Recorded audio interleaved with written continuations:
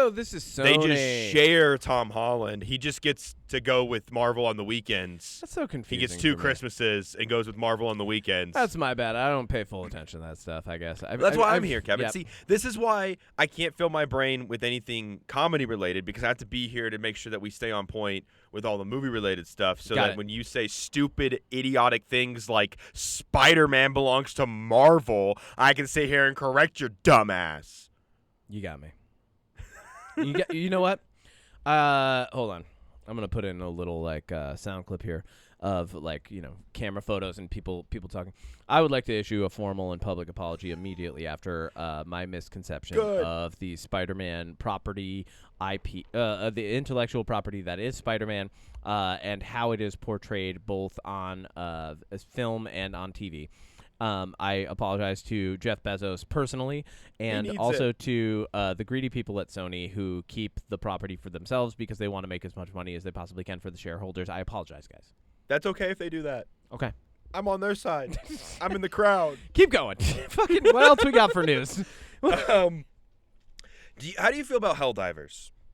I have never played it. Okay.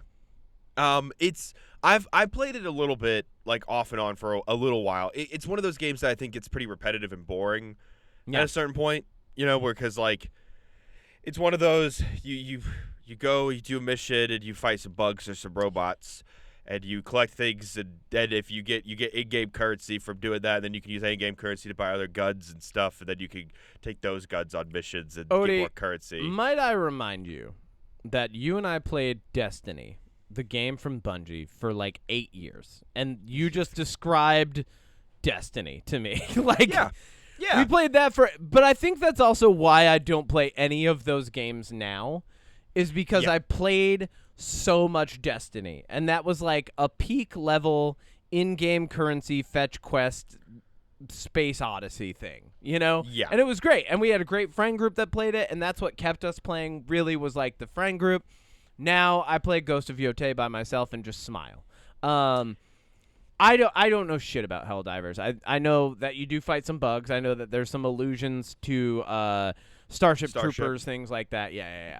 And I know that people really like it, and there's its own in-game currency, in-game slang, all that stuff. And anybody who does like it, I do the thing that I do all the time. Tell me about it. Hit me. Yeah. Look, Helldivers is fun. It's just, again, it's one of those that repetitive. If you like it's that grindy. grind of unlocking new weapons and abilities and armor and stuff like that, and you don't mind doing grinds and everything, I think it can be pretty fun. I think it's more fun if you have people to play with. I've tried with randoms, and it's just not as fun. I think it's one of those games chaotic. But we know we're getting a Helldivers movie. Oh, and we cool. have our first announcement on casting for the Helldivers movie. Good. Who's in it, and why is it Sydney Sweeney? It is Sydney Sweeney and Jeff Bezos together. They're gonna do all their own stunts in a rocket ship. They're gonna actually leave Earth. Jeff Bezos says we're gonna film it for real. They're just launching off from Blue. Yeah, they're like, we're doing Helldivers. They're up there. This was a bad choice. This feels a lot less like Helldivers, a lot more like Apollo 13. We're getting our one and only true Lobo Aquaman, Jason Momoa, in the Helldivers movie. Oh, Jesus Christ! You said so much there, and just to announce that Jason Momoa is in it. Yes, cool. I'm into that. Yeah, When you said Lobo, because Helldivers is a gaming franchise that exists within this in-game currency modern Fortnite-ification world, as you said Lobo, I was like, oh no, we're gonna get Lobo in the fucking Helldivers franchise, which is not unbelievable at this point, right? DC character just shows up, dude, let's fight some bugs. We're a month away from KFC Oreos. This is, you know what I mean? This is where we're at with pop culture. This is why UnPop is a safe space for us to just go insane, I guess. But safe space to go, and by safe space I mean the walls are padded. But when you said Lobo, I was like, no, why are we doing crossovers already? No, just Jason Momoa. Just Jason Momoa. Okay, cool. Yeah, I think this is a good choice. I think I'm one thing down about the Helldivers movie that we originally had heard is that maybe it would have a bunch of like A-list actors that would get just torn apart in the beginning, and then we'd meet our actual group of. So like you I have would like your love Chris, that, actually. yeah, like you get like your like Chris Hemsworths or your action star person, like your Ryan Reynolds or your I don't know who's an action star. You know who I want to see in Helldivers because he has the comedic timing and he can act, and I feel like he deserves a fair shot, is fucking Kumail Nanjiani, especially after Fallout Season 2. Like, I think he needs to be in Helldivers for sure. That's my fan and Macaulay casting. Culkin. Yeah, like, dude, Macaulay Culkin would be fine too. I don't care. Yeah. Like, yeah, but honestly, like, Kumail Nanjiani got robbed in Eternals. The dude got in the most, like, the best shape I've ever seen him get in. What a transformation as, like, an artist and an actor and a person, right? And then he kept it. He was like, no, I'm going to stay fucking fit. Fuck you guys. Like, he's like, I'm not going to lose this because Eternals bombed. He's like, no, I'm going to go find other roles that fit this physique. I like this. I was like, good for you, dude. For real. Yeah. Yeah. So, I mean, I hope we get that with Helldivers. I think it would be really fun to see a bunch of, like, A-list actors get, like, destroyed in the beginning. I don't want to see that with Jason Momoa. I would want him to be in this because I think that's a good choice. Yeah. Your typical Helldiver squad is 4 people. Yep. So Helldivers is one of those ones where, like, everyone's going to have fucking suits on. So, like, it doesn't matter who you cast, you know? Because, like, no, it doesn't. there's going to be it's going to be a CGI fest. Like, so, yeah, cast whoever you want. Like, fucking Jeff Bezos can be in it. It doesn't matter. Pedro Pascal, and he can do the voice of the Mandalorian from his Pedro closet at Pascal would home. be hilarious. Like, also, like, nah, let my man rest. Let him pick what he wants to do. Well, he was busy at the Super Bowl. He's so busy. Also, yeah, what a great cameo, and it wasn't even like they didn't zoom in on him or anything. No, he just just like pan came past out. He's him. like, "Hey, I'm here." I'm dancing. I was like, "Oh, great, Pedro. Good for you, Yeah, man." and speaking of Sydney Sweeney, Yep. we're gonna talk about we got more Oh Gundam. no, we said her name 5 times. Where is she? She's gonna show him. You just hear me in the background like 10 minutes.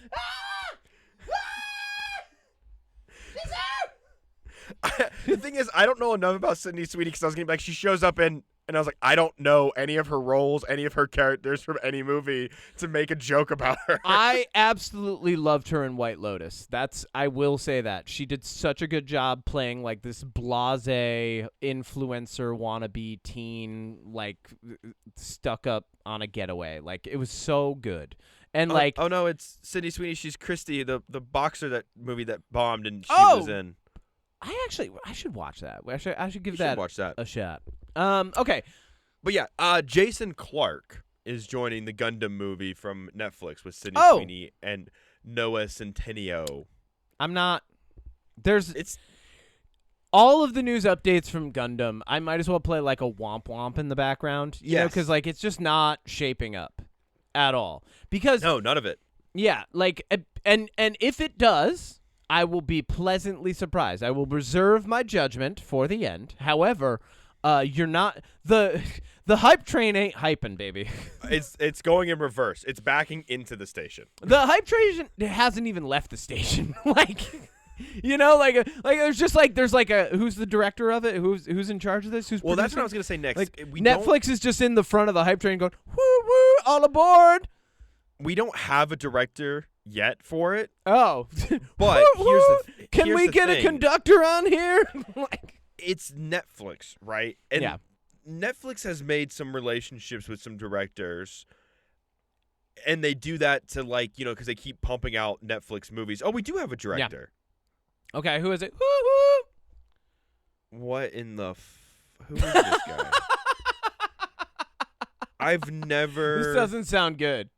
I've never heard of this person. This sounds bad to me when you're just I've never face seen and, any. yeah, I've never heard. You look confused. Well, because I pride myself on knowing a bunch of stuff about movies and like titles. His name is Jim Mickle.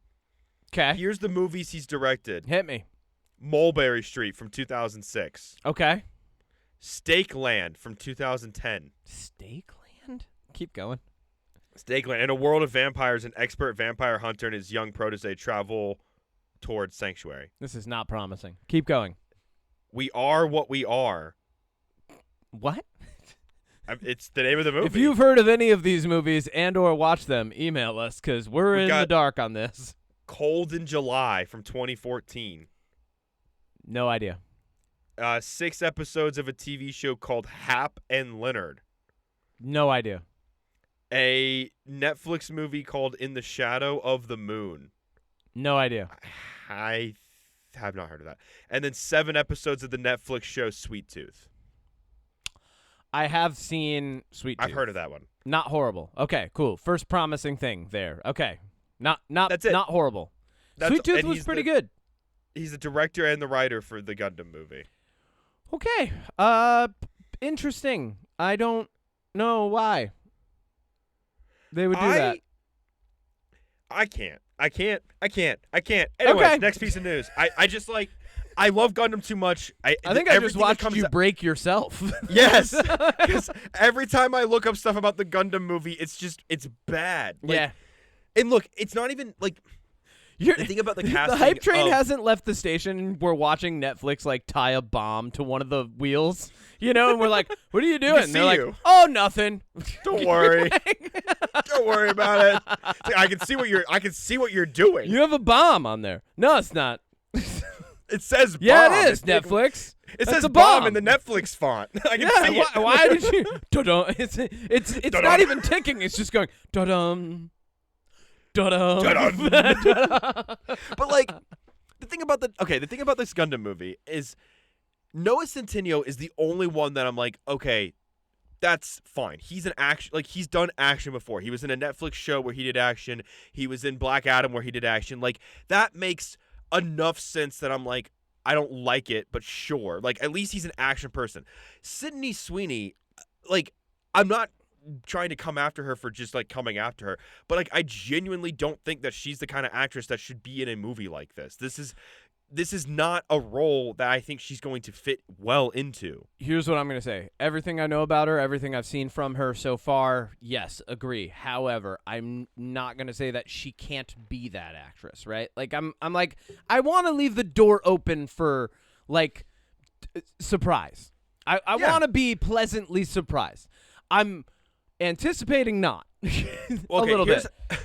Here's how I think I'm going to be surprised. I'm going to go in thinking it's going to be a garbage movie, and it's probably just going to be a bad movie.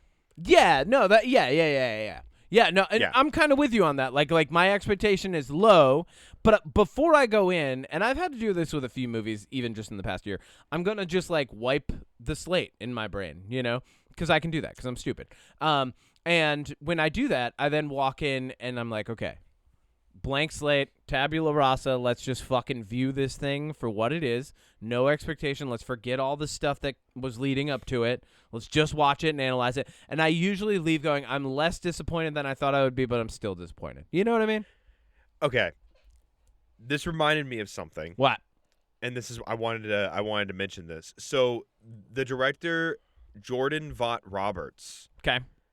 He directed Kong Skull Island. Okay. And I think Kong Skull Island is a pretty good movie. I think it's pretty fun. He has said in interviews before that he loves he loved Gundam and like mechs and kaiju and everything, and he was a big video game fan. He was originally supposed to do a Gundam movie. Wow. I remember this, and I looked it up real quick, but he was originally supposed to do is what you're saying. A Gundam movie, and we definitely got robbed. Instead, he's doing a Metal Gear Solid. Oh, no, that's movie. good. Yeah, no, that's good. Yeah. With potentially Oscar Isaacs as Solid Snake. Still Which thumbs I'm up. like, that's great. Let him do that, and then let him do Gundam. Oscar Isaac is going to have to get pretty jacked. He's going to have to get pretty jacked if he's going to play Solid Snake, though. Solid Snake is like a super soldier. You know what I mean? Solid Snake, super soldier. He's so like that's going to be. I mean, have you played Metal Gear Solid? Nope. Oh, okay. Oh, well. Hey, do me a favor. Don't look up anything for this. I want you to go in. Oh, I won't. Because Metal Gear Solid is one of those things. Here's the only thing I'll tell you about it. It goes 0 to 100 very unexpectedly fast in a very strange point. And like and then never slows down. It's like, "Oh, okay, yeah, I think I know what's going on." And then literally like 5 minutes later you're like, "Whoa, wait, What? Like, yeah. I am Okay. down. Yeah. Last bit of news. Okay. Pimp My Ride is back. Exhibit? Because, are you ready for this? Hit me. Jason Statham is going to play Jason Statham in the movie Jason Statham Stole My Bike. Yo, I heard you like Jason Statham. So we got Jason Statham to play Jason Statham in a movie called Jason Statham Stole My Bike. Hold on. The title of the movie is Jason Statham Stole My Bike. Yep. That is fucking brilliant. And I love that. This sounds great. It Anyone to the sounds low director? concept. It sounds zany. Yes, hit me with the director. Please, please, please, please, please hit me with the director and make it be good. It's the guy who did.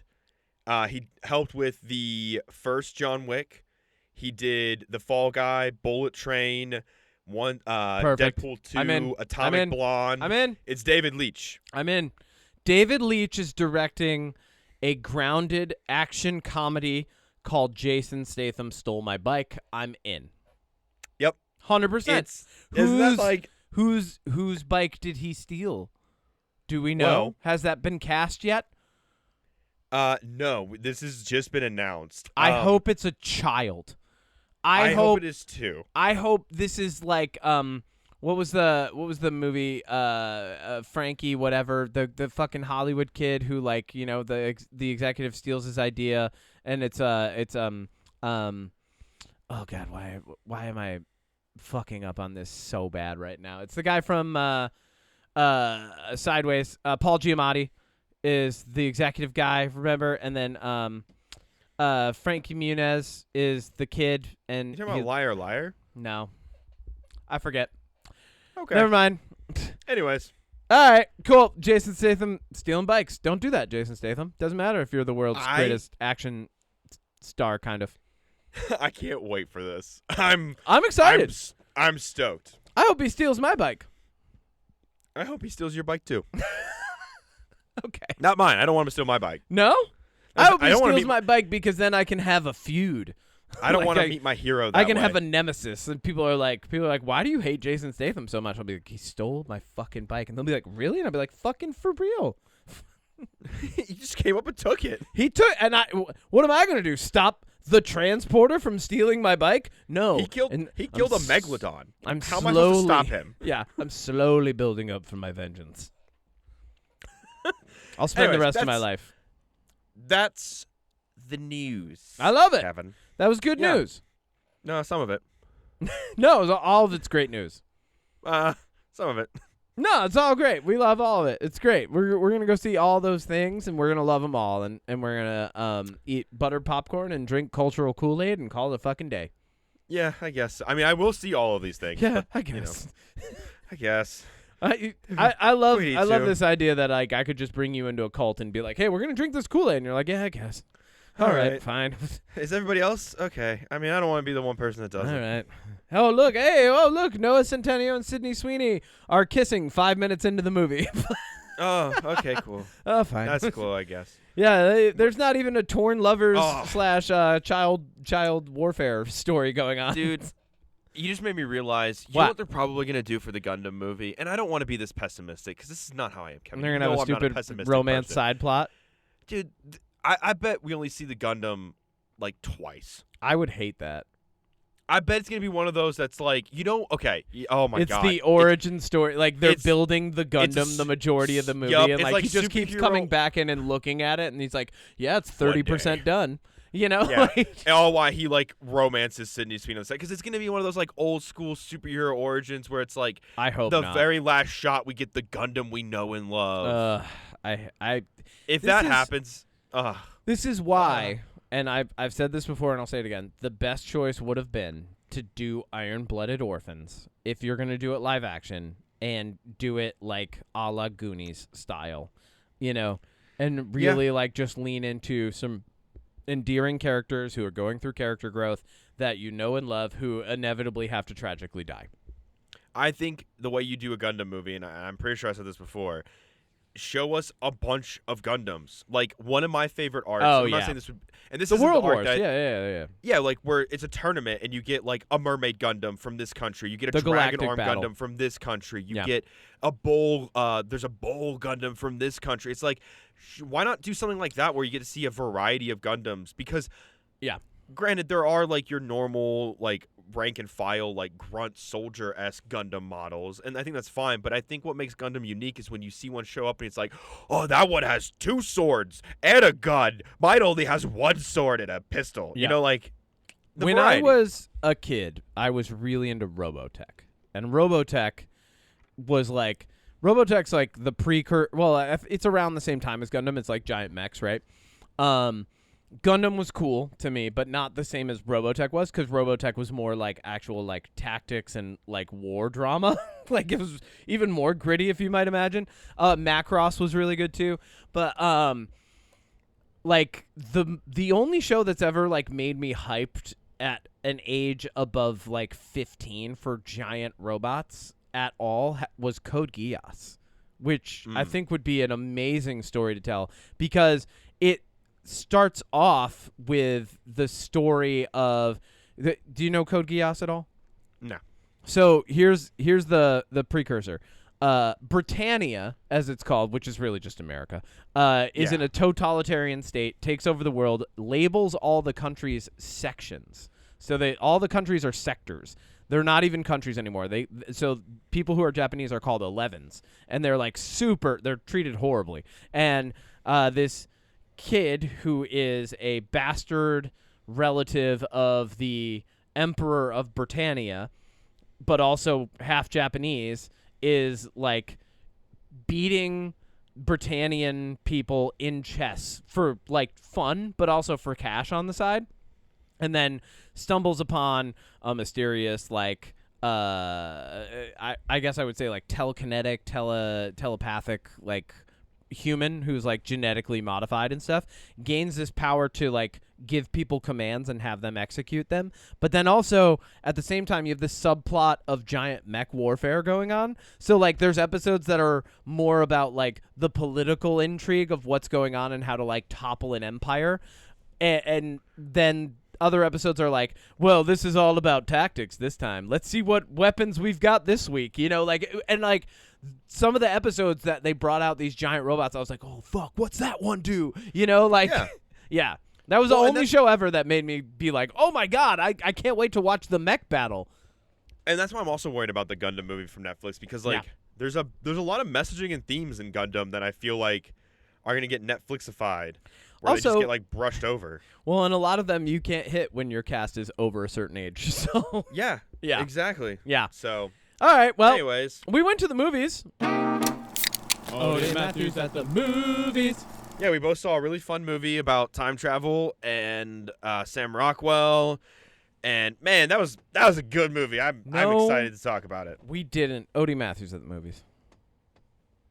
Odie Matthews at the movies. Hey, you did it. We did not both see that. Here's a little story time for podcast listeners. Don't go out the Friday before Valentine's Day. Also, Regal, I'm mad at you.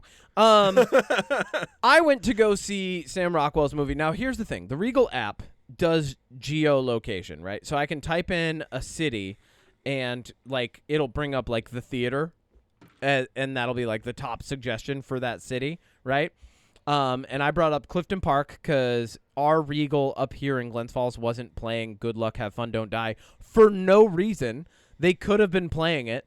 I don't know why they weren't, but they're not. So I look up Clifton Park, which is only a half an hour from me because I don't have a ton of time after I get out of work to make it down to the theater. And I was like, okay, cool. Well, and then I budgeted my time. I was like, 6:20, Clifton Park, great. I wasn't looking, but the theater that it brought up was a half an hour south of Clifton Park because that's the only one playing Good Luck, Have Fun, Don't Die around me.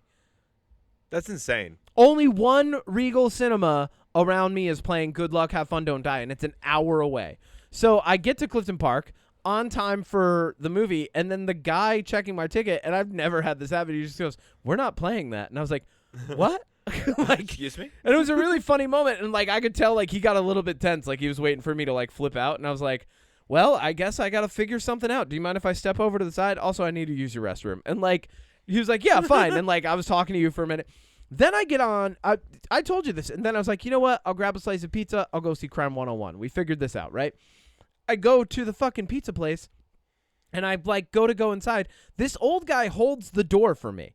And then I get inside and this kid behind the counter, and I have to say kid because he's somewhere between 18 to 22, and I'm 39 now. So, like, he goes real quick, like real loud and real quick. He's like, our oven's broke. We're not doing any more pizza tonight. And I was like, okay, yeah, sorry, didn't know. And then the old guy who let me in turns around and goes, yeah, their oven's broke. And I'm like, what the fuck, man?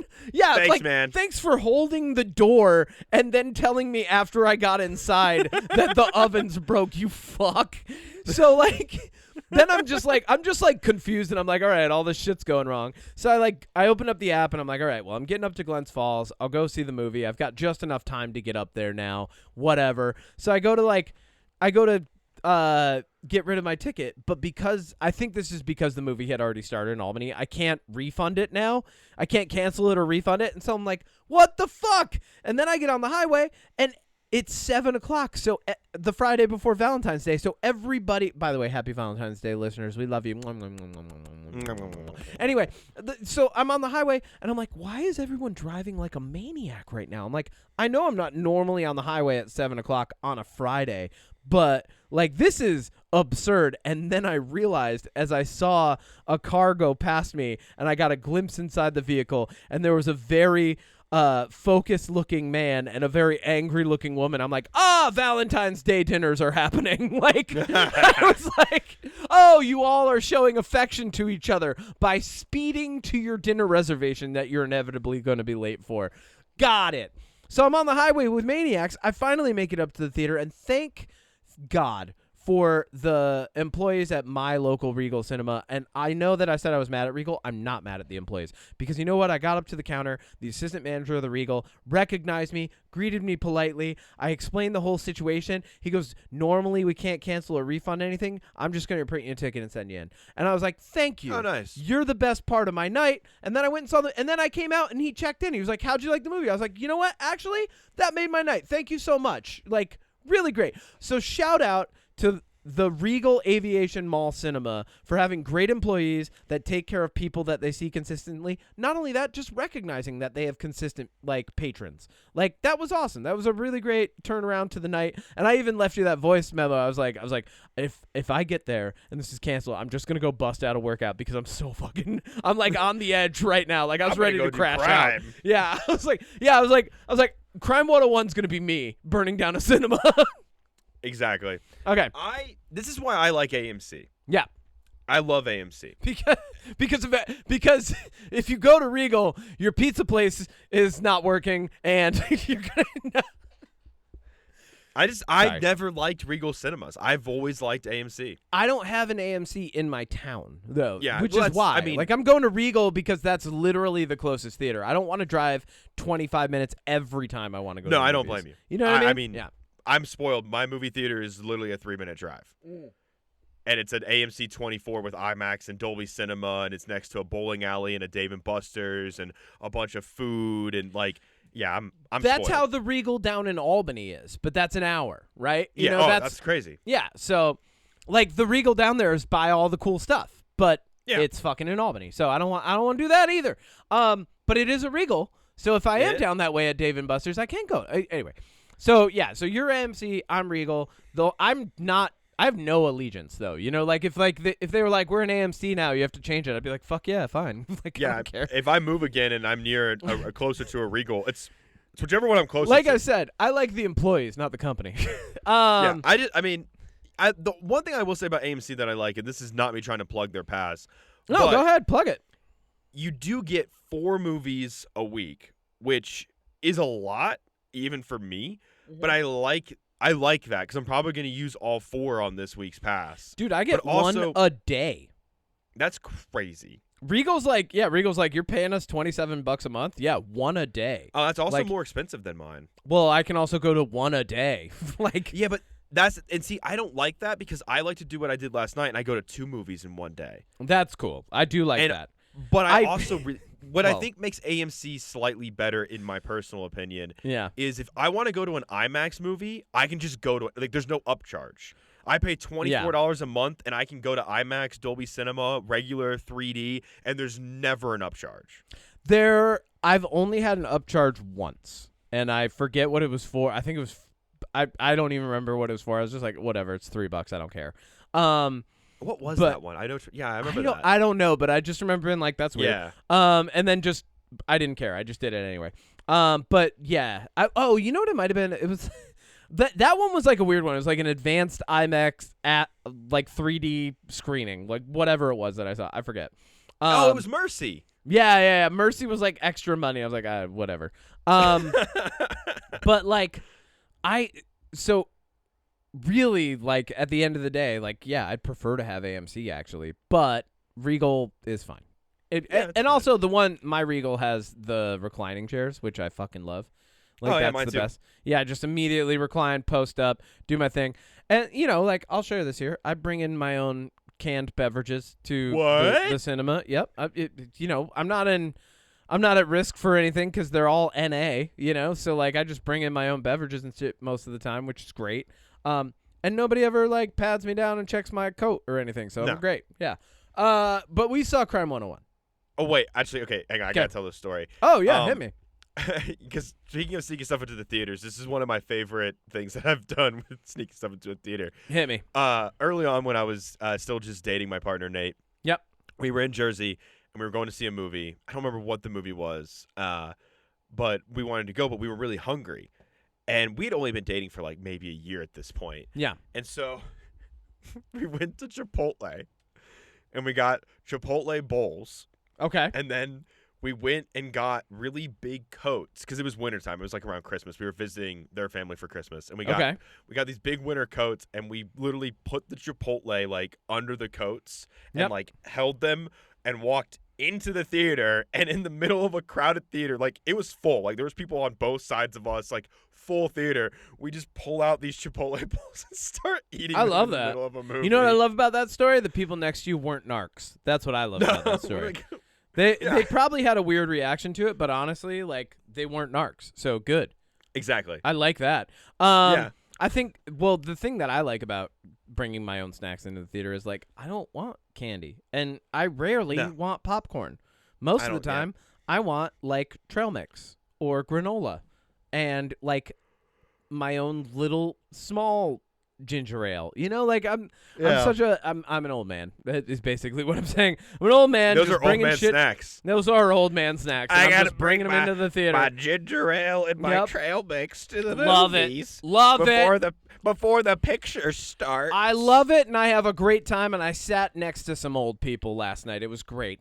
But then we saw Crime 101, and that was great, Yeah, too. Crime 101. It was good. It was bad. Okay, no, garbage, bad, fun, good, or great. What do you got? Bad. You thought it was bad. Because here's the thing. It's not a good movie, and I didn't have fun with it, so it has to go in bad. Good. I like where we're going with this, because I think it was good, and I would see it again. I bet you do. I also didn't feel like it was 2 hours and 20 minutes. Did you know it was 2 hours and 20 minutes? I had no idea.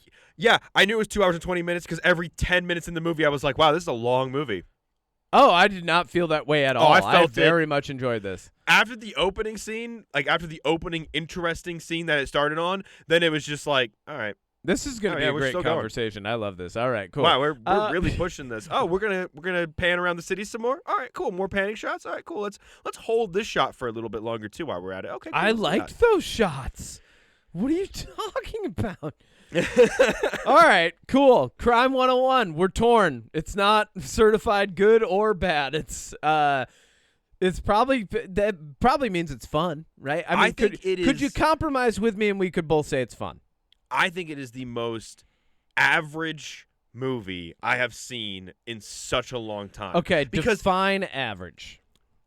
There are movies that are fun bad, like your Jason Statham Shelters, right? It's a bad movie, but it's fun. Like the ones I'm biased toward, yeah, okay. Well, no, I'm just saying, like, there are fun bad movies. Yes. And then there are just bad movies, like Mercy. Mercy was a bad movie, yeah. Then you got like your good movies, your great movies, like your 28 Years Later, your Good Luck, Have Fun, Don't Die, which was a good movie. Okay.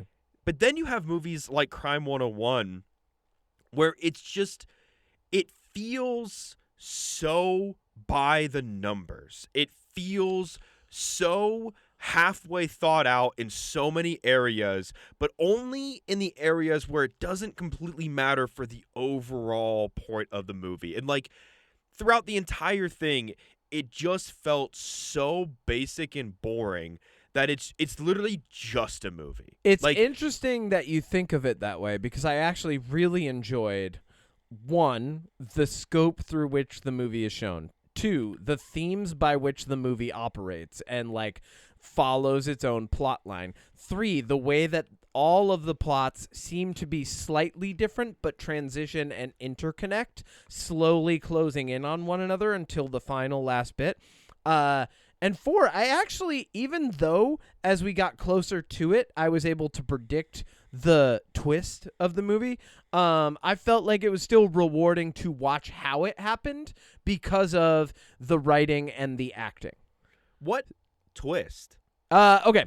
Well, let's get into it. So, Because I'm like, there's a twist in this movie? there is a twist. So let's do quick plot summary. Do you want to run down the plot, or you want me to run down the plot? Okay, here's the plot summary. Okay. Chris Hemsworth, in his best attempt at an American accent, he's doing okay.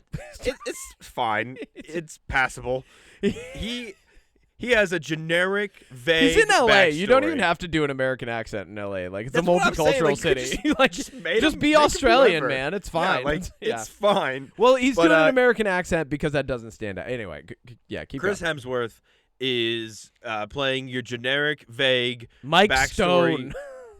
or his name is James Vander. Well, that's his real name. That's part of the fucking... Okay. He's But going he by has Mike Stone. So Mike Stone. He has a backstory that you never fully learn about, and it's fine that you don't fully learn about it. But all you need to know is What he do grew up you poor. mean? You learn all the necessary details. You Keep going. learn that he grew up poor and No, don't. and had a bad childhood, and Yeah. because he grew up poor and had a bad childhood, now he's all about money. And so what he does is he doesn't want anybody to get hurt, so he goes around on the 101 freeway. Spoiler alert! Not just on the 101. Spoiler alert, Kevin. Crime 101 is not a lesson in crime. It's not where he puts on his It's little about the professor hat 101 and goes, "Hello, class. We're here to learn about crime." No, it's crime. The highway in L.A. 101. I which thought is that was relatively clever. No. stupid, bad, didn't like it.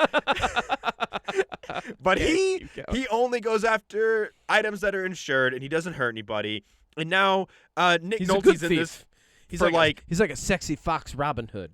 Yeah, he doesn't leave any I'm still DNA not except for furry. when he does. And Yeah. also, Mark Ruffalo is chasing him. And Mark Ruffalo he's a detective, but everybody hates him because he's a bad detective. Because he's a lunatic who thinks that all these crimes are connected, even though they're very obviously connected. And he's got a corrupt police captain, but that doesn't really matter. Don't worry about that. And then also Halle Berry's here, and she's supposed to be a partner at her firm, but she's not. So he takes advantage of her. But Nick Nolte's here for 3 scenes, choking on his words. Can't understand a word he fucking says in this movie. Yeah, was he playing RFK Jr.? Like, what was I that? think so. I think he was too. He's got his little. He knew this guy's dad, Barry Keoghan. He's here, and he rides a motorcycle, and that's cool. And he stares at people, and that's cool. But also, he's fucking stupid and really bad at everything he does, and has anger issues. And what's this movie about? Crime. Some crime. Everyone Wow. wants to do crime. That was a wild description. I think we watched a different movie. First off, I've got a little language lesson for us at the beginning of this because it was itching the back of my brain. So, a long time ago, when we watched Saltburn, I said Barry Keoghan, right? And then you looked it up and you said it's Barry Keoghan, right? I thought that was reversed. We've already talked about this. Oh, I said it was, I said Barry Keoghan. You said it was Keoghan, and I said it was Keoghan. All right, so this was itching the back of my brain, and I was like, wait, hold on. I know this is just Gaelic. And so I went and looked it up. It's actually, and this is fucked up because of the way, but Gaelic is fucked up. So Barry Keoghan is how you say it in proper Irish, right? Like proper Gaelic. Like that's how you say it. It's Keoghan. The GH transitions from the KEO into the N sound. So it's Keoghan. Keoghan. Right? Okay. It's kind of like how like lock sometimes in Scottish or Gaelic it's spelled with a GH, right? So I did look that up, and I was like, I want to make sure that we're saying this right. So the way that Barry Keoghan actually prefers his name to be pronounced is that way. That's the Gaelic way, the proper way. However, if you're American, right, you can, because we make those hard G's, you can say Keoghan, right? So there's Keoghan, but it's Keoghan. And I know this because if you look up the root for my name, it's actually Quiva, but it's spelled Caom, right? Mihn, I think. It's like, but it's Quiva, like and that's Gaelic too, and it means like beautiful to behold, like like precious, like that's my name. But so Quiva becomes Kevin. It also becomes a few other names as like centuries evolve, because Gaelic was like, the English were constantly attempting to adapt it, and then so a lot of like the spelling has stayed similar, some of the Gaelic has like remained the same, some has not, like, so yeah. So Keoghan, I looked it up and I was like, oh, that's actually a really nice little thing to know. Barry Keoghan is his name. Okay, first off, I really, really enjoyed everybody's performance in this film, even Nick Nolte. I thought everybody played a distinct, grounded, believable character that didn't seem like any of them, and especially Barry Keoghan. I think he kind of knocked it out of the park playing this like really angry, chaotic, rambunctious character. Now, this movie was written and directed by Barry Layton. Barry Layton did American Animals. Yep. Have you seen American Animals? Yep. Okay. It's fine. I like Bart Layton, who is, I believe, also Irish. So Bart Layton did American Animals. He also did The Imposter in 2012, if anybody saw that. He kind of stays in this hard-boiled like crime. He's in the realm of crime. Like he's like a more grounded Guy Ritchie of sorts. You know what I mean? Yeah. That's what it feels like to me. So we've got this guy, Bart Layton, and what I really loved about American Animals when he did that was the whole movie relied upon unreliable narrators to construct a story of a heist gone wrong. And because it wasn't like really a heist, it was just more like a robbery, right, than a heist. Although it presents itself as a heist, as the movie goes on, you're like, oh no, this is more of like a smash and grab at one point. So this movie, I as I was watching this, there were a couple moments that made me think of American Animals, and I didn't know that Bart Layton had written and directed this until after I saw it. So that was cool. So I didn't have this lens over it. But after that, I was like, oh, there's some of the same stuff going on here. Like there's a little bit of an unreliable narrator moment. And I think one thing that he does really well, writing, directing, and then editing wise, because he is in on the editing process, because he has I like his philosophy of only giving you as much in a scene as you need. I didn't feel like any scenes lingered in this movie. So the compliments I want to give this movie are, I didn't feel like a single scene lingered too long. I felt like everything gave me exactly what it needed to give me at any point. A lot of times showing me more than what it was telling me. You know, because like you've got Chris Hemsworth who's playing like this like anxious, like a little bit anxious, kind of like lonely guy who's like just fighting for his life for all he knows. And like he's kind of trying to learn how to be a person. And so... But at no moment is he like, oh, I'm just so conflicted. Like he doesn't like unpack his feelings verbally, which I thought was good. I thought that made it more believable for that character. And then, I don't know if you noticed this, but this is, you probably did. But like the cinematography, the way that they set up the disparity between how Chris Hemsworth's character, Mike, a.k.a. James, and Barry Keoghan's character, I forget his name. Orman, I think. Whatever his name was. Motorcycle guy. How they conduct their crime is, I don't know if you noticed, but there's like a lot of these mid shots for Chris Hemsworth, it's all very safe. It's all very like you're distanced from it. You're kind of just watching it. It's clean. Whereas anytime Barry Keoghan's character gets into that state where he's like committing a crime, doing something violent, it's very closed in, and you get all these like, even like the victims, you get like close-up shots of their face. You don't get like it feels very claustrophobic and in your face, and he's yelling and swearing, and like, so anytime he comes in, some of the cinematography for the scene changes, and I really appreciated that every time it happened, because like I noticed it. I was like, oh, whoa, okay, yeah, no, this feels way more intense now. And I thought that painted a really good picture of that character. I also really like how every single person in the movie had a reason to commit a form of crime. Right? And they never overly explained what all of them were, but like if as you're watching it, you see like white collar crime coming from Halle Berry's direction, right? And not only that, the people in her space, it's alluded to, also commit white collar crime. You've got you've got the police force, where it's like the sort of like more insidious, like, hey, we got to band together when times are tough crime, where it's like, oh, you're doing things that are illegal so you can continue believing that you're the good guys and only the good guys in this scenario, you know? And like, I thought that was really good. And then you've got Barry Keoghan, who's just like, yeah, I'm going to fuck the world up. I'm listening to Run the Jewels on my motorcycle while I go smash and grab at a fucking jewelry store. You know, he's like, yeah, I hate everything. And I look up to my dad, who we'll never meet, but like, I guess he was a real angry and anxious guy, so I'm going to be that. And then you've got Chris Hemsworth, who's like, I'm just trying to be safe. I'm just trying to get to a point where I can be safe and feel comfortable in life, and I don't feel like I'm ever going to be poor ever again.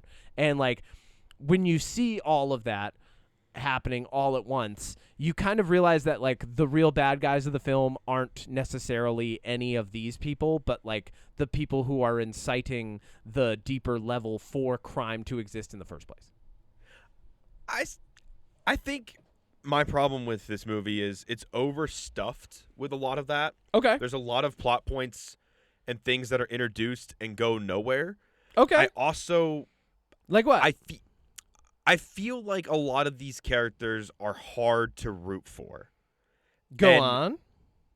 In terms of like plot points that are overstuffed, there's just things that happen in this movie that don't feel like they really have a place. Like, I feel like Mark Ruffalo going through a divorce is not, it's something that could be interesting for his character, but we only get like 2 scenes about it, and then he's just moving on and like flirting with Halle Berry at yoga. Like, the cops being corrupt, for one, these are LA detectives that are just able to go up to Santa Barbara and interfere with a standoff with another heist.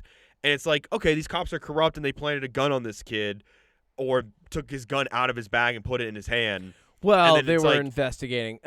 Yeah, they didn't show you like the bureaucratic process to them being up there, but like they were on an active investigation. Santa Barbara's not close to LA, but they he's in LA doing yoga, and he's like, we got to stand off at a jewelry store. It's like, it would take him 3 hours to get. Well, he's there. a detective, right?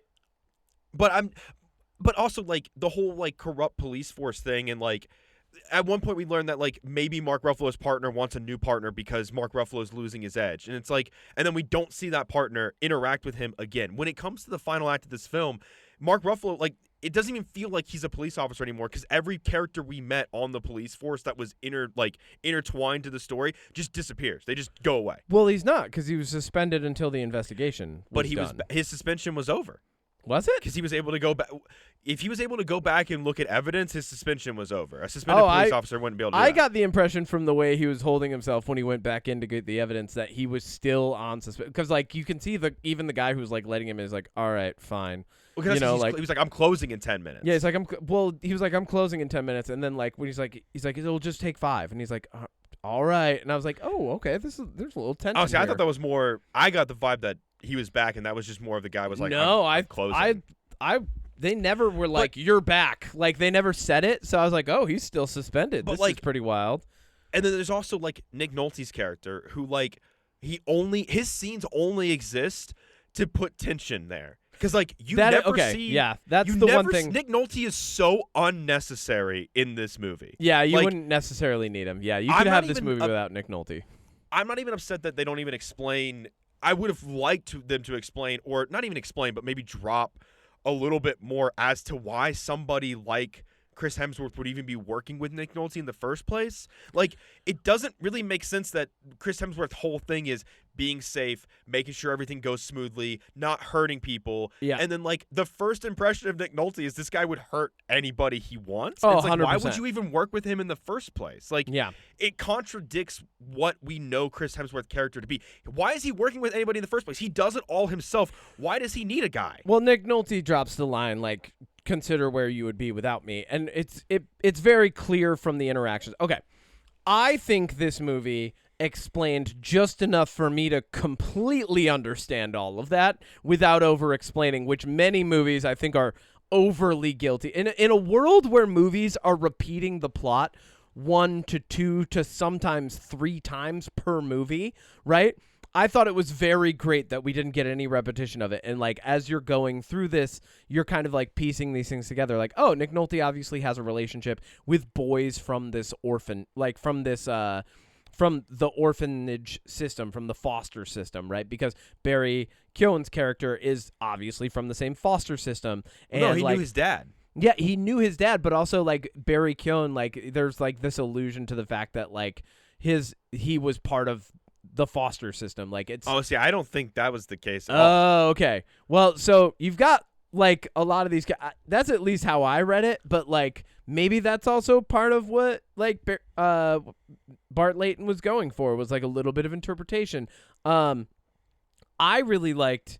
And Bart Layton talks about this in interviews. Like, he will film and get the things that he thinks are necessary for a shift to happen in every single scene. And that's probably what I appreciated the most, because watching this with the lens of someone who does theatrical acting, and I'm always looking for where a scene shifts. Like, I really loved that any scene started, if one character was in control of the scene, by the end of the scene, their positions had changed, which is very classic theater, very classic acting, classic hard-boiled detective. I mean, that's one of the things that makes Heat so alluring, right? And this is a very Heat-light film. And I really enjoyed, like, how every single scene there was constantly a power dynamics. There was a power struggle, and then it would shift even slightly. Something would change, and then the scene, and then we'd move to the next. I really enjoyed that. Yeah, I mean, I'm not sitting here saying that, like, all the stuff was bad. I think there's things in this movie. Well, you called it bad. You were like, it's a bad movie. But that's the thing is, like I texted you, I don't think this is a good movie, and I don't think this is a bad movie. I think this is the most, like, average, fine, forgettable movie. Like, it's a lot of nothing. Like, everything that makes the movie lean towards good is immediately contradicted or outweighed by the things that would make it bad, leaving it in this middle ground for me. Okay. I get that. I'm totally not going to try to change your opinion on it. No, and like, I mean, I'm not trying to change yours either, because, Yeah. like, that's the whole thing when we see these stuff. Because I think what really makes me go, oh, I did not really enjoy this that much, is the third act. Oh, really? I really enjoyed how that all came together, because as you're watching, so, like, I like how each individual character, you've got Mark Ruffalo. First off, I love that in the beginning I'm like, oh, what is he, a detective going through a divorce? And then, like, you see him at home and I'm like, well, the marriage isn't great, you know? And then, like, later in the movie, like, he's like, what do you mean? I thought we loved each other. I'm like, oh, he is going through divorce now. Like, I was like, oh, that was a nice take on that. We didn't start the movie with him going through the divorce. You know what I mean? Yeah, but you can't do a crime movie without the lead detective being divorced or he's going got to be through going a through a divorce because he just loves his work so much. Yeah. He can't have a supportive spouse who cares about him. I actually really enjoyed that. I thought that was I laughed out loud when that scene popped up. He's like, I thought we loved each other, and they're at a diner, and I was like, there was a couple funny moments in this movie. I thought that, like, that was the humor of it. Like, I thought it almost was mocking that. But so but like, there's tension for each character. Like, Mark Ruffalo, at first he's like, why does nobody believe me that these crimes are connected? Then when he connects them, you see why people don't believe him. And it's not because he's not making good points. It's because the guy who's the head of the department is like, yeah, that doesn't work for us because that reverses our numbers. He's like, listen, we busted this case. We've got a guy. We're making people feel safe. That's what we do. And it's very obviously not like the whole system's rigged and the department's corrupted. It's like, no, this guy doesn't, like, the guy who's in charge, the lieutenant or whatever his name is, he doesn't understand what it means to be a cop. He thinks making people feel safe is more important than actually stopping crime. And I thought that was cool because it doesn't turn into, like, you don't get the scene of him being like, well, I'm going to fucking do the case no matter what. You just kind of get, like, these awkward moments of, like, he's suspended but still doing stuff. I thought that was cool. You got Halle Berry. The tension for her character is, I was trying to figure out who had the meditation / yoga stuff going all the time. It was Halle Berry in the beginning. Yeah. She's constantly calming herself down. She's in this state of tension. She's like, she knows that like a clock is ticking, but she hasn't really admitted it to herself yet. And then as she learns more and more that, like, her position really isn't changing in the world by doing everything she's been doing for 11 years, which she does let us know a couple times too many. But, like, she's been doing this for so long. I mean, she was only 42 when she started working there. What was she doing before? Probably another firm, probably a smaller job. You know, like, it's been a career for her. But, like, so we see the tension for her character in striving for what she believes is her deserved success. And then we see the tension for Cris Hemsworth character, Mike Stone, is that like he's been doing this for so long, and he's like, yeah, I just want to get to a number where I feel safe, and then he's like, oh, but maybe I've been focusing on the wrong thing, and money's never going to make me feel safe, and I actually just need like somebody in my life who actually cares for me. Girlfriend. Which turns into a girlfriend because that's an easy thing to do. But like ultimately, I think him learning that he just wanted someone to actually care for him was like a good character development. And then you got Barry Keoghan, who's just like, yeah, I just want to rob people. Like I'm just here for the chaos. I'm here to move the plot along. Here's why I think my complaint with this movie really comes in. Hit me. The opening, I think it opens really strong. It opens with this very tense and long, and I'm okay with that. Yeah. Like, here's how his setup goes. You know, you see him take out the car that's going to be following the people. He's casing joints. He takes phones. He's very careful to like use this powder in it to make sure none of his hair falls out on a scene. Like he's carefully keeping himself trimmed and well kept and everything. And you know, he pulls off this robbery with these couriers. It goes a little wrong when a guy tries to shoot him, but the gun misfires. We get this like really nice kind of like car, not even a car chase, just like this moment of him driving through traffic very, you know, haphazardly, but also carefully, you know, making sure not to hit people. He flips out his car, switches it out, drives away, and, you know, mission accomplished. And I was like, wow, that's a really cool crime. Then every other crime in this movie is just people pulling out guns and going, put the gun down, put the gun down, put the stuff in the bag, put the stuff in the bag, put the gun down, take the case off, what's the combo, put the gun down. Literally, the final standoff is just a bunch of people in a room with guns telling the other people to put their guns down until somebody gets shot. Yeah. That's the final, the big crime that he was planning in Santa Barbara that he staked out was to walk in the front door of a jewelry store and go, hey, give me your stuff. Well, no, he was staking out a job, and then Nick Nolte was like, well, he said, no, just do it this way. And he's like, yeah. He's like, dude, we have to go in the front door. I don't like this job. Here's why I say we don't do it. You know, but the only reason he doesn't want to do it is because his nerves are shaken from the guy. No, that's what Nick Nolte says, but he gives him all the logical reasons why that specific jewelry store doesn't work. He's like, listen, we have to go in open daylight. You can only leave out the front. He's like telling him all the reasons it would go wrong, and then Nick Nolte sends Barry Keoghan anyway, and Barry Keoghan you watch all of the things that Chris Hemsworth listed would go wrong in real time. So I thought that was a good way of showing you, hey, his character is methodical. He's much better than Nick Nolte. He does a better job staking these things out. He's more intelligent with his approach. Yeah, but I felt like a part of that was his nerves being shaken, like the omen side of things. Because he even makes it a point to say, like, do you believe in omens? Because he very clearly, like, because he almost got shot, it shook him up a little bit. Yeah, but like I think presenting the logical reasons why a crime wouldn't work isn't necessarily like it's shaking nerves. It's like, that's not how I do this. But I'm just saying that the crimes that are committed, so Barry Keoghan's is like, and I get it, it's supposed to be haphazard. It's supposed to be he's angry and he's not doing things right and he's yelling at people and he's hitting people and he's unhinged. Yeah. But then the next crime we see Chris Hemsworth do, because he only does 2 in this entire movie, is literally just, I'm going to pick a guy up from the airport and I'm going to follow him up to a hotel room and then pull a gun on him and tell everybody to put money in the bag and walk away. You didn't need to do anything else. You could have just figured out the hotel room and done that exact same plan. It would have gone the exact same way. I don't know. I like his approach to it. I like that he's the driver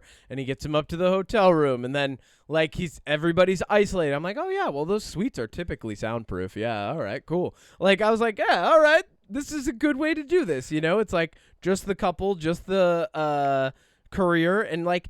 The thing is, he robs couriers, right? So he's figuring out how to get them the most isolated and how to, like, do it as cleanly as possible and in the shortest amount of time. And that's the thing that, like, that's part of the reason why probably when Mark Ruffalo's character is first connecting these things, people are like, yeah, whatever, dude, that doesn't happen. Like, people are like, that's not real. People don't do crime like that, you know? I thought it was good. I feel like with the final, like, crime, he goes through these steps to, like, be the driver and get rid of the security and everything. But we see Barry Keoghan's character get to the same result without doing anything like that. Well, not the same result. He gets shot. Not the same result. No, the same result of getting into the suite where the money is. They both end up in the suite. He also was told just to do it. Like, he wasn't given much information. You know, like, he was just like... What I'm saying is... The way that Barry Keoghan's character does it, where he gets this butler outfit and he, like, makes a phone call and he's like, I'm supposed to deliver this food. I don't know what the room number is. And he gets up there with the key card and stuff. The way he did it to get into the suite to do the robbery was just as successful as Chris Hemsworth methodical, thought-out way to get to the suite to do the same robbery. That's the point of that. And my point is that when you peel back the layers of that, that's a boring crime. If the final standoff of your film is a cop holding a gun on Chris Hemsworth and then Barry Keoghan coming in and holding a gun on Chris Hemsworth and the cop, and it's just a bunch of people yelling at each other, and then one gets shot, and then Mark Ruffalo's like, hey, man, Chris Hemsworth, you saved me, so now, like, I've been chasing you, and it ruined my career, but you know what? No, go free, man. Dude, Mark Go Ruffalo free. takes the fake diamonds from Chris Hemsworth earlier crime and puts them in the safe. So as you're watching him, he's not saying, hey, you ruined my career, blah, blah, blah. He's like, oh, no, actually, hey, you didn't murder anybody here. Fuck this guy. I love how everybody in the character is like, fuck this billionaire character, first off. But he's like, fuck this guy. He even tells him to shut up. Like, he's like, you shut up.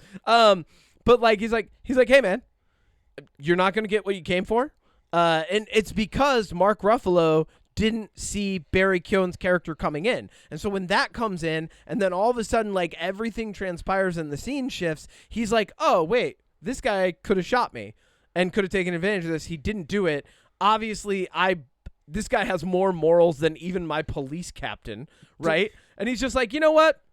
Fuck the police. Fuck this billionaire, and you can get out of here. You're cool. I'm going to go put fake diamonds in the safe and keep some for Halle Berry because that's my girlfriend now. Like, I thought it was good. I liked it. I don't know. I feel like a 2-hour build-up to the crime, and the crime just being a bunch of people in a hotel room pointing guns at each other and screaming is just, that's not, like, when you open with the crime that we see, and it's this, it's this so well done and well-paced, like, he's stopping the guy, putting him in his trunk, like everything from start to finish. Yeah, but it's not well done because Chris Hemsworth's greatest rival in this film is forgetting that people might have a second gun. Yeah, but that's the thing is, like, I feel like his character just, like, there's so many moments in this movie where I'm like, you knew that Barry Keoghan was tailing you. You knew that he was tailing your sort of kind of girlfriend. Yep. And after you confront him in the gas station, you're just like, well, don't need to worry about him anymore. I'm really glad they didn't do the Barry like goes after the girlfriend and kidnaps her thing. Like, I'm glad they didn't do any of that, right? Like the really tropey 80s, 90s crime stuff. Like, he's just kind of like the specter in the film, like this chaotic guy. The only complaint I have about anything with Barry Keoghan's character is that he gets hit by a car, or rather, like flips over Hits a car, yeah, going very fast, and Yeah. has like is like unscathed. Like gets up and he's like, I'm fucking tired. Come to the mini mart with me through the back entrance. Like I was like, what? And then he's like, I'm not gay. I'm not He's gay. like, It's fuck you, cool, you're gay. I was like, We need that scene these days, I guess. well, I thought it was funny because I was like, oh yeah, no, he's making a scene and like not like revealing anything about his character. And like if I was in that store, I'd be like, oh yeah, shit, wow, these guys are arguing about, I don't know what's going on, but I don't want any part of that. Yeah, I don't know. I feel like building up to the final big crime, and he has got to plan it out. Like, there's even a point when Halle Berry's like telling him about it, and he's like, "That's too many guns. I don't want to do it." And then he's like, "Well, I will do it." And it's like, this looked easier than the other one that you did. All you had to do was pretend to be somebody and pick him up from the airport. That's all you had to do, was just to pretend to be this guy. I think him making it look easy doesn't mean it was easier, but yeah. I get it. What is hard about getting a security guy's car, picking up a dude from the airport, and driving him into a hotel room, walking up to a hotel room, and then pulling out a gun and being like, "Hey, give me your money"? Ladies and gentlemen, Odie Matthews is going to become a heist expert. Well, apparently it's not that hard. That's my thing, though. Is like, for a movie called Crime 101, which still, on the fact that it's the 101 in L.A., like, make the crime like a little bit more interesting than just smash and grabs, because that's what I would boil this down Well, that's to. what Barry Keoghan did, but he didn't do smash and grabs. He was very methodical. He's showing people pictures of their houses, and then they're like, "Well, there's definitely like a tropiness to him being like, here's your house," and they're like, "What are you doing?" And he's like, "Nothing. If you give me what I want," you know, like. That, but it also makes sense. Like, he's disarming people in a much more peaceful way. He's not actually, he's giving them the proposed threat of something else happening. And like, I thought it was, I honestly, like, I still think it's a good movie. I would watch it again. That's because fine. It's a movie where it's not so much about the crime itself, but like the reasons why people commit them and the characters that are like in this world that's kind of, they're either dancing around it or in it, and then how they interact. And I love how like it starts with a wider net and more of like a close-in perspective on how everybody's interacting, and then as like this net gets drawn in closer and closer around all of them, the tension rises, and then all of a sudden you have like ways that they interact that none of them would have reasonably predicted, affecting shifts in their characters as people, until inevitably at the end of the movie you've got Mark Ruffalo driving around in Chris Hemsworth's old car, Chris Hemsworth realizing that he needs, you know, just like someone to be comfortable with him, Halle Berry recognizing that like she probably shouldn't work for people who are white collar criminals, Barry Keoghan is shot. Dead. He's dead. He's dead. Nick I think. Nolte disappeared halfway through the movie. Yeah, and then at the end of it, I'm like, what happened to Nick Nolte's character? Like, I feel like this guy's got a lot of money and would come after Chris Hemsworth. That's what I'm like, saying. why is that Like, not happening? Okay, so if the movie is more about the characters and the crimes around them, or I think and it how is. they're related, then like my complaint still stands for me personally that I couldn't. There wasn't a single point in this movie where I was rooting for any of the characters. They don't do anything this entire movie for me personally that made me want to be on their side. And that's like, funny because I was rooting for all of them. Because like I was Chris very Hemsworth, interested.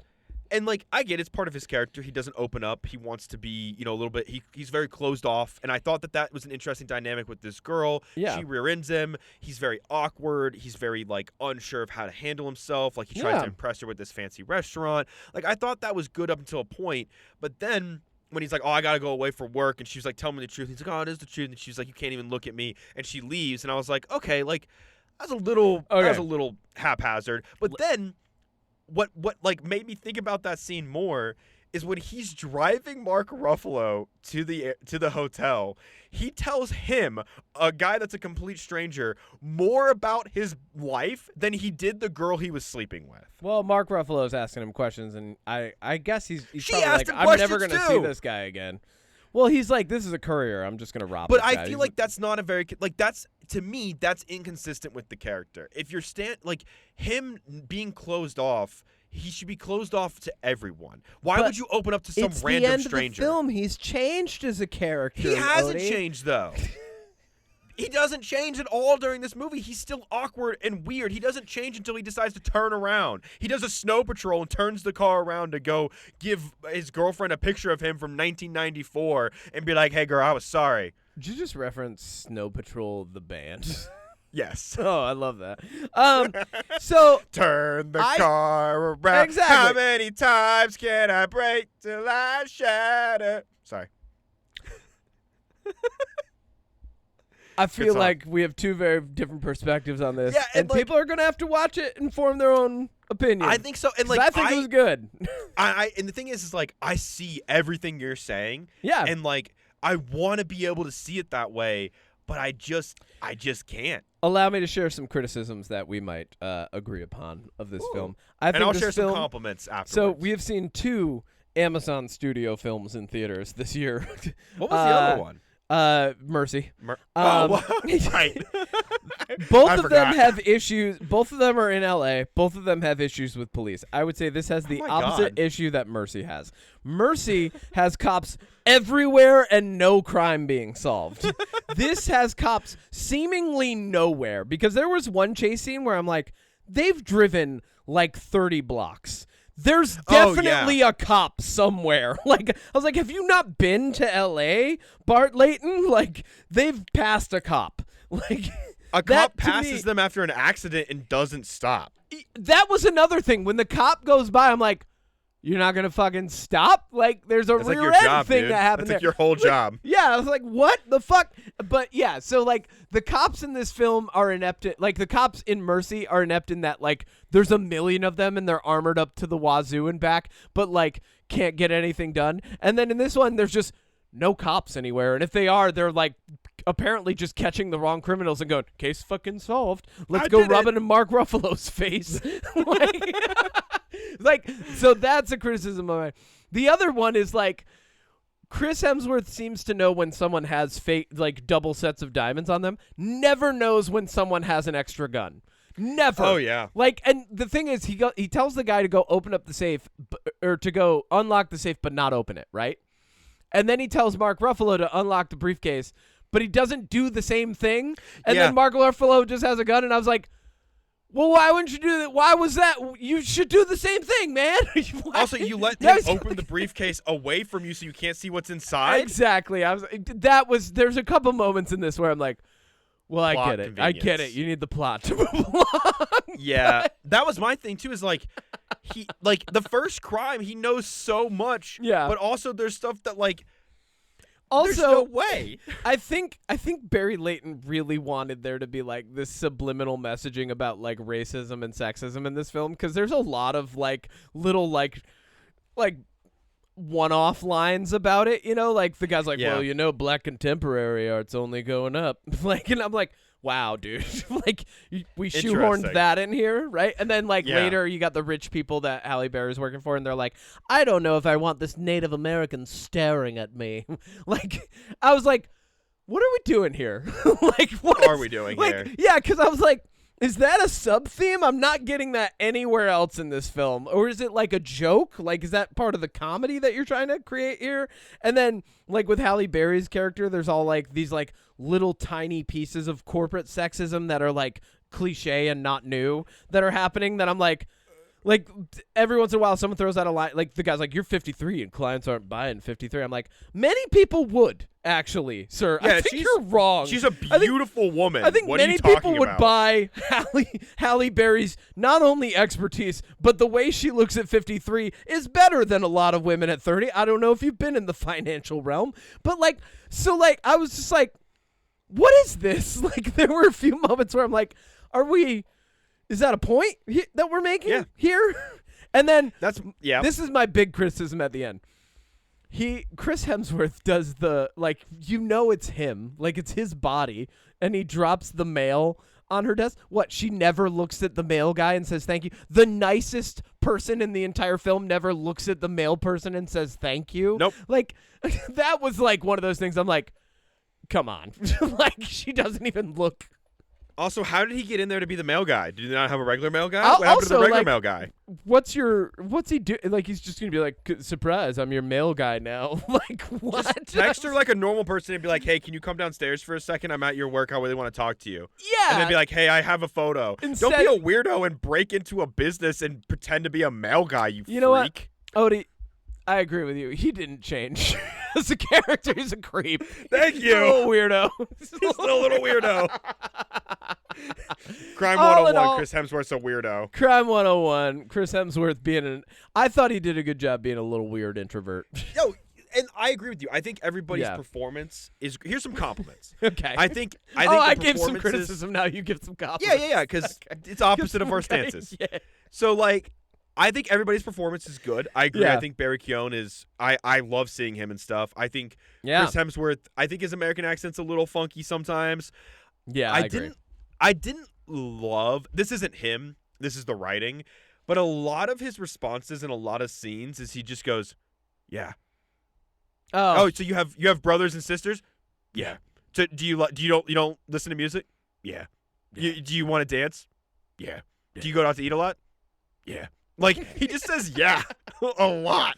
yeah. Which again, that's not a him thing. That's a writing thing. But I Yeah. think overall all the performances are really good. Halle Berry, Mark Ruffalo, Chris Hemsworth, they all crush it.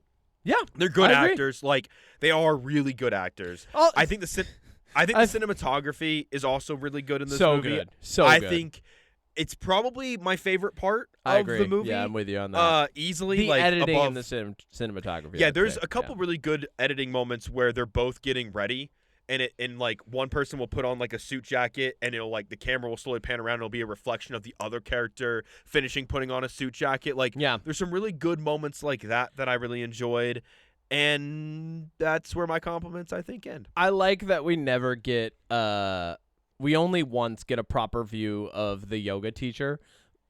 But like in the beginning of the film, I'm like, oh, is that like a yoga app? Is that like a I was wondering like a that. stress app? Yeah, because I'm wondering. But then it just like keeps like weaving its way throughout the film, and then at the end you see the person who the voice has been coming from the whole time. I'm like, and this might even be a criticism of mine. I'm like, does she have an app? Like, what is this? Like, I was like, why is this character everywhere in this film when it's just a yoga character? But like, I get it because everybody's like tense and they're all coping with like their stress in a different way. So like, it's part of an element. But like, I thought it was an interesting and unique choice, but also like I had questions about it. You know what I mean? Yeah, How it was executed. My last criticism of this is he calls up the people who apparently rent to him, and he goes, "I need a new apartment now." Like, I was like, and they don't question that. You can just furnish new apartments. Like there's just a bunch of empty furnished apartments on the beach in LA. Yes, that does exist. Yes, that is a real thing. But like, people don't question you on that. Like, Well, that's what I'm that saying, to me, I was like, I guess if even you if have you're that the much property money- company that like rents those apartments out, like, ask a couple questions, guys. I guess if you have millions of dollars, you can be like, hey, Doesn't matter. Yeah, I'm gonna pay Yeah. you to not ask questions, and then they're like, 'Cause "Well, he's now done- I have he more did, like- questions." And that's some other thing. That's I think one of my questions that I really felt like needed a little bit more is how much money does he have? Because he's done a They lot never of tell you. crimes. It's. And he's I think it's and again- intentionally obscured. why are you partnering with Nick Nolte for part of the money when you could just do these crimes yourself? If you've done 13 crimes and the average is like $1 million to $3 million, you're good, dude. You're good. Move out of LA where rent Yeah. isn't fucking $5,000 a month. That's the problem. That's the problem with this movie, Kevin. The fact the that he rent. keeps needing more money is because he's still living in LA It's the rent. Yeah, he should have moved. and he's renting on the beach. What are you Easy doing? solution for Crime 101, Chris. Move. Just move to like You don't have to Kansas commit or crime. Nebraska. Yeah. Your $13 million will make you a billionaire there. You're a very athletic man. you Yeah. could do anything you want, dude. move. Be a farmer. Go get Yeah. that done. You know? Go do crimes somewhere where cops aren't everywhere, but also nowhere because they're not really in this movie. Yeah, also, he had never been caught. He could just go work for the police somewhere. I bet he'd catch criminals real easy. Ah, dude, it'd be like one of those shows from like the mid 2000s, like not Burn Notice, but like Psych and The Mentalist and stuff, where it's like It'd be like, I'm or White big- Collar. It'd be like Crime White Collar, 201. or, Crime Black- 201. Black Hat? No, what's the one with James Spader? Blacklist. Blacklist, yeah. Be like that. Why don't you do Blacklist, man? Just do that. Just do Simple Blacklist. solution. Just do Blacklist.